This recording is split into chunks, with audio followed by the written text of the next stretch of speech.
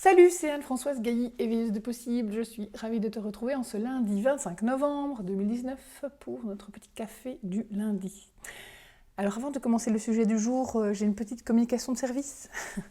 J'ai décidé qu'à partir de dorénavant, le café du lundi serait publié 2 fois par mois plutôt qu'une fois par semaine. Voilà, c'est un petit peu plus juste par rapport à mon rythme.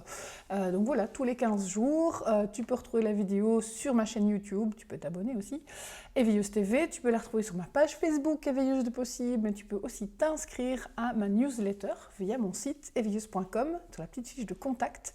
Comme ça, tu reçois la vidéo directement par mail. Voilà, ça c'était la partie admin. Le thème d'aujourd'hui, j'avais envie de te parler de mission de vie. Tu as sûrement entendu parler de ce chemin-là, de trouver sa mission de vie, un petit peu changer de vie, trouver sa place, tous ces thèmes-là.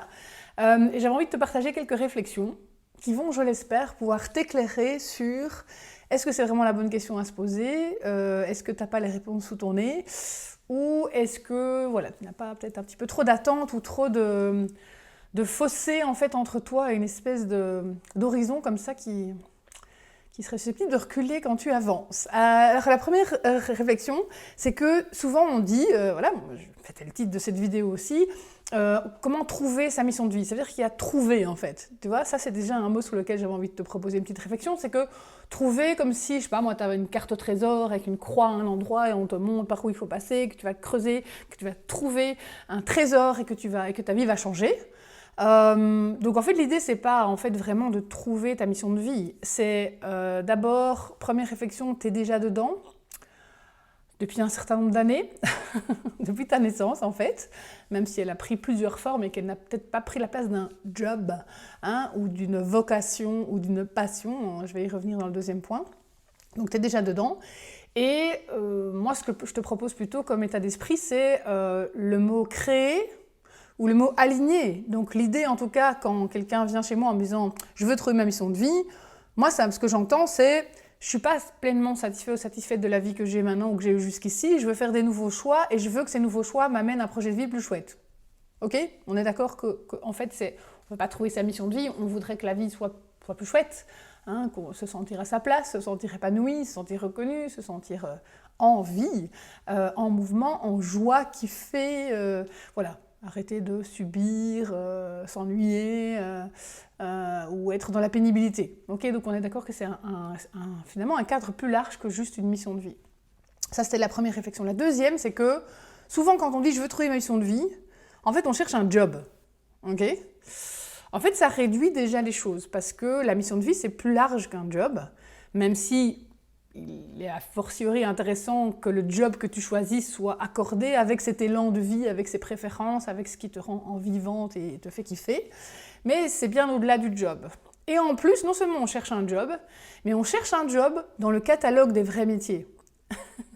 Un jour, j'avais demandé à une cliente comme ça, qui me disait « Ouais, je sais pas ce que je veux faire. » En fait, elle savait très bien, elle voulait être à l'époque réflexologue. Et elle me dit « Ouais, mais c'est pas de bol, c'est pas un vrai métier. » Et donc, je lui dis c'est quoi un vrai métier? Alors elle me dit, un vrai métier, c'est quand tu rencontres des gens, qu'on te demande ce que tu fais, tu dis ce que tu fais et les gens font un. J'ai trouvé ça une super définition, effectivement très pragmatique du vrai métier, tu vois, le truc qui fait sérieux, qui fait crédible, où c'est officiel qu'on gagne de l'argent avec, enfin tu vois tout ça. Donc non seulement tu réduis ta recherche de mission de vie à un job, mais en plus tu cherches le job a priori dans les métiers qui existent déjà dans le catalogue. Donc ça aussi, ça peut fausser ta quête ou la biaiser.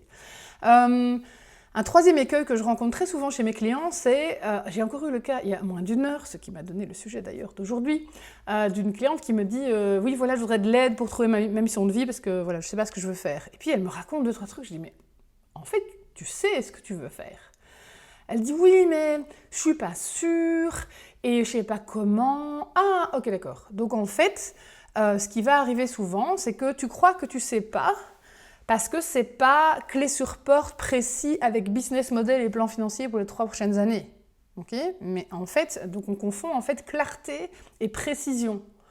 Donc tu peux voir déjà clairement quelques ingrédients et te dire je ne sais pas où je veux aller parce que je n'ai pas un job description. De nouveau, on retombe sur cette espèce de confusion du catalogue des métiers.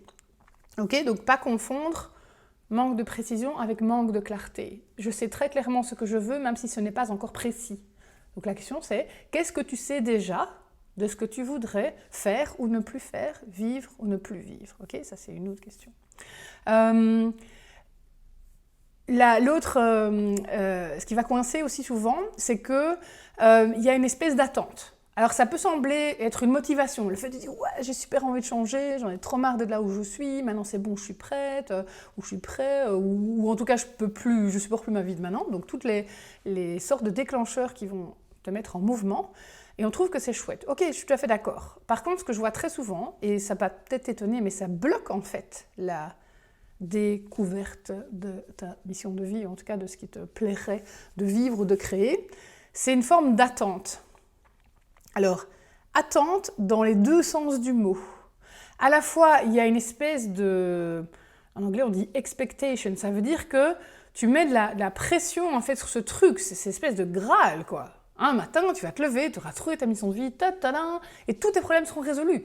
Une espèce d'idéalisation comme ça. D'abord, comme s'il y avait un effet de seuil, comme si c'était un truc hyper précis, et comme si du jour au lendemain, ça allait changer ta vie. En tout cas, c'est genre, quand j'aurai trouvé ma mission de vie, alors...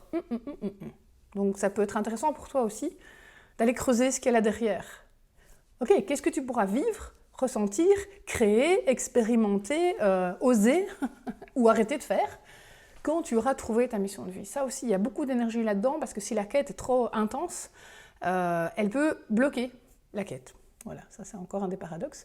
Le deuxième sens du mot attente, c'est aussi le mot condition. Ça veut dire que, de nouveau, c'est comme l'idée du vrai job, etc. C'est que tu te fais tout un monde de cette histoire, en fait, que ça a l'air d'être un truc concret, qu'il faut communiquer, que ça doit être un changement de vie radical ou un changement de métier. Enfin bref, il y a toutes des espèces de critères assez subliminaux ou inconscients, mais que tu mets autour de cette histoire de mission de vie. Alors que si je te disais, je sais pas, qu'est-ce que tu aimes faire, toi? Qu'est-ce qui te rend heureuse, en fait? Voilà, on pourrait échanger là-dessus, tu me citerais quelques ingrédients et je te dirais, ok, qu'est-ce qui t'empêche de mettre déjà plus de ça dans ta vie quotidienne? En attendant, ou par ailleurs, ou indépendamment d'un changement de vie professionnelle, par exemple. Tu vois, donc on met aussi beaucoup d'attentes là-dessus. Je regarde ma petite checklist.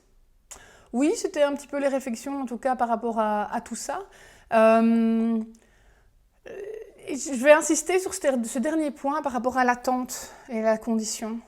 Parce que les personnes que je croise dans mon métier, très souvent, elles sont en fait surtout bloquées par ça. Bloquées par cette espèce de « il faut », sinon « je dois », c'est urgent, ou tant que j'ai pas ça, rien n'est possible. Enfin, tu vois, toutes ces choses qui peuvent s'agréger autour de ton élan et en fait le saboter ou en tout cas le biaiser. Tu vois, ça c'est aussi des ingrédients différents.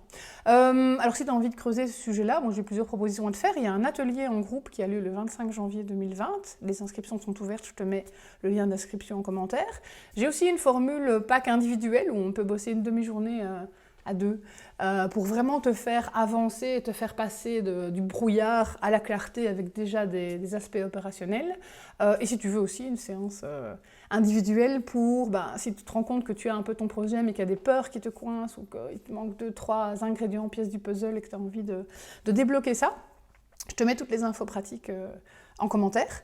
Et comme d'habitude, moi ça m'intéresse d'avoir ton avis, tes réflexions, ta vision aussi de la mission de vie, de la place que ça prend ou que tu aimerais bien que ça prenne dans ton chemin aujourd'hui, les mythes, fantasmes, désillusions, attentes, vécus magiques que tu as autour de cette question-là. Tu me laisses ça en commentaire sous la vidéo, sur la page Facebook ou par mail. Voilà, je me réjouis de te retrouver. Alors, Café du lundi, ce sera donc dans 2 semaines. Mais voilà, tu devrais m'entendre ou me lire d'ici là parce que j'ai des petites surprises pour toi puisqu'on arrive dans la saison des cadeaux. Tu en sauras plus dans les prochains jours. Je te souhaite une super journée, une belle semaine et à bientôt. Ciao!